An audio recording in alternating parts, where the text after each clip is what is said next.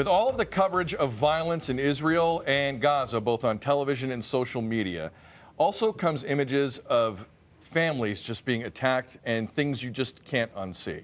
This can be difficult for adults and kids, obviously. Joining us this morning is a dear, dear friend of the show, psychotherapist Roxanne Francis, here to walk you through how to talk to your kids and family about what's going on television, social media, and our world. Roxanne, great to see you again. Thank you very much. Thank you. Thank you for having me. Yeah, thank you for being here. You know, I just with everything that's been going on, I have a 13-year-old and an 11-year-old at home, and you know, you want to talk to them about what's going on in a way that they can handle. So how do you start with that? You want to gauge what it is that they already know. So sometimes you might say, you know, what are your friends saying at school? What are you hearing? Are you aware that there's conflict happening? And they'll say, yes, you know, I heard such and such, or Tommy said this at school, or Sarah said this. So you can gauge what they already know. Find out if they have any questions, right? And what I suggest is that you stick to answering only the question that they've asked. Sometimes parents will hear a question and they will, you know, pull out the map and start explaining decades of politics that our children don't understand and they didn't ask for, and they leave with more confusion than ever. So sometimes they might ask something like, you know, are we safe? You want to explain and answer the question that is asked, and also give information based on age. You know, if a 5-year-old asks a question, the answer is going to be different from the 13-year-old who asks a question, and it's going to be different from the 19-year-old who asks a question. The older the child gets, you want to give a little bit more detail, but still you want to just rein it in to the question that they've asked. But sometimes when they ask that question, are we safe? I mean, I don't know what you say. Yeah, what do you say? I don't know what you say. Then I would probably say that. You would say something like, we'll try to keep you as safe as we can. Thankfully, that kind of conflict isn't in our country at this time, right? And we hope it won't. But we, you know, if you're a religious family, you might say, but we're going to pray for the communities who are affected, or we're going to make sure that we're kind to the people that we know who are specifically affected by this situation. Roxanne, where do you stand on the discussion around limiting a child's exposure? Because I've talked to some people who are of the opinion, look, this is happening. And look, I can't control all the social media they see. They're going to come across some images here. We're going to have the conversation anyway. So, you know, if it's CNN in the house or MSNBC or CBC or City TV, it's got to happen. I've talked to some other people who are like, I'm doing everything in my power, as long as I can hold out, to not have this conversation.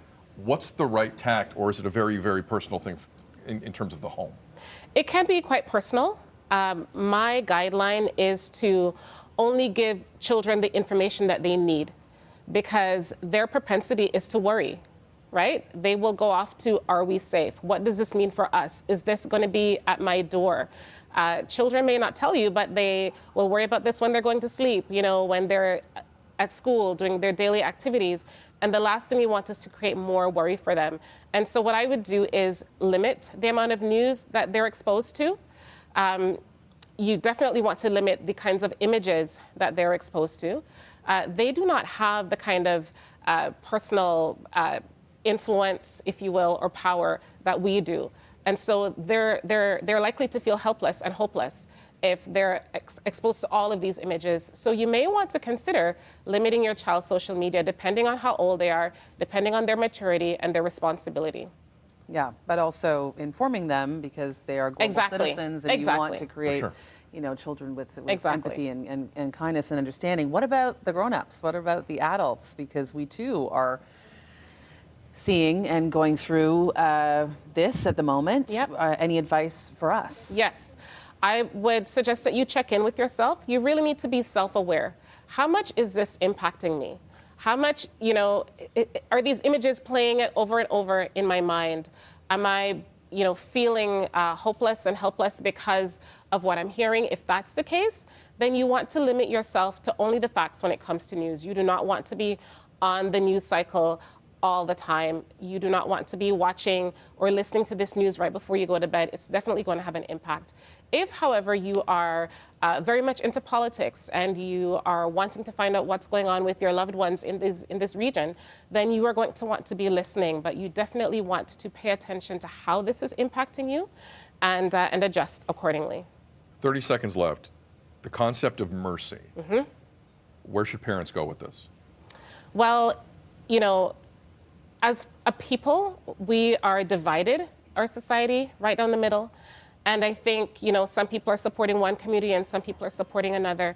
I think what's important for parents and all of us as adults is that we have grace and patience for people who are learning about this, for people who are trying to understand, for people who are unsure about the safety of their loved ones. We really need to extend mercy, we really need to extend grace, and we need to extend love and compassion to everyone around us at this time. Roxanne Francis, psychotherapist, she's phenomenal. Where can people get a hold of you? They can find me online at www.francispsychotherapy.com, and you can find me on socials at Francis Psychotherapy. Never stop coming on the show, Roxanne. We love you. Appreciate you. Thank you for having me. Thank you very much.